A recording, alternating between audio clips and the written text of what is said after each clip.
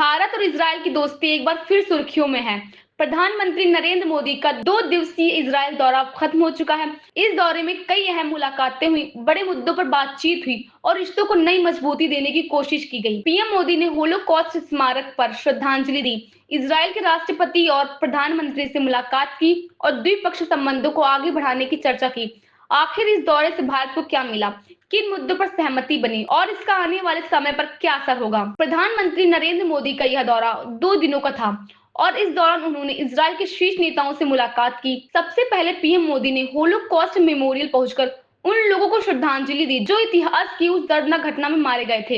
यह एक संवेदनशील और भावनात्मक पल था जिसने दोनों देशों के बीच सम्मान और सहयोग का संदेश दिया। इसके बाद पीएम मोदी ने इजरायल के राष्ट्रपति इसाक हर्जोग से मुलाकात की। इस बैठक में दोनों देशों के संबंधों को और मजबूत करने पर चर्चा हुई। व्यापार, तकनीक, रक्षा और कृषि जैसे क्षेत्रों में सहयोग बढ़ाने पर सहमति जताई गई। फिर पीएम मोदी ने इजरायल के प्रधानमंत्री बेंजामिन नेतन्याहू के साथ द्विपक्षीय वार्ता की। इस बैठक में सुरक्षा, आतंकवाद के खिलाफ लड़ाई, रक्षा, तकनीक, स्टार्टअप और नवाचार जैसे मुद्दों पर बात हुई। दोनों नेताओं ने कहा कि भारत और इजरायल की सिर्फ सरकारों तक सीमित नहीं, बल्कि लोगों के बीच भी मजबूत है। इस दौरान कई मुद्दों पर चर्चा हुई। रक्षा सहयोग और मजबूत करना, नई टेक्नोलॉजी और साइबर सुरक्षा, कृषि और जल प्रबंधन, स्टार्टअप्स और इनोवेशन, व्यापार बढ़ाने की योजना।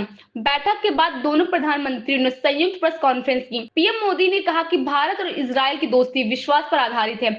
वहीं नेतन्याहू ने भारत को एक मजबूत और भरोसेमंद साझेदार बताया। इस दौरे के दौरान कई समझौते और सहयोग के प्रस्ताव पर भी चर्चा हुई, जिससे आने वाले समय में दोनों देशों के रिश्ते और मजबूत हो सकते हैं। इजरायल टेक्नोलॉजी, रक्षा और कृषि के क्षेत्र में काफी आगे है। भारत इन क्षेत्रों में सहयोग बढ़ाकर अपने विकास को तेज करना चाहता है। दूसरी तरफ इजरायल भारत जैसे बड़े बाजार और मजबूत लोकतंत्र के साथ संबंध मजबूत रखना चाहता है। इस दौरे को कूटनीतिक रूप से भी महत्वपूर्ण माना जा रहा है, क्योंकि यह ऐसे समय में हुआ जब वैश्विक राजनीति में कई बदलाव हो रहे थे। विशेषज्ञों का मानना है कि यह दौरा सिर्फ एक औपचारिक यात्रा नहीं था, बल्कि रणनीतिक साझेदारी को नई दिशा देने का प्रयास था। रक्षा और तकनीकी के क्षेत्र में आने वाले समय में बड़े प्रोजेक्ट देखने को मिल सकते हैं। भारत की मेक इन इंडिया और डिजिटल इंडिया जैसी योजनाओं में भी इजरायल का सहयोग अहम भूमिका निभा सकता है। तो कुल मिलाकर प्रधानमंत्री नरेंद्र मोदी का 2 दिवसीय इजरायल दौरा कई अहम संदेश देकर खत्म हुआ। रणनीतिक सहयोग, टेक्नोलॉजी साझेदारी और सुरक्षा के मुद्दों पर दोनों देशों ने साथ आगे बढ़ने की बात कही। अब देखना होगा कि इस दौरे के बाद जमीन पर कितनी तेजी से काम होता है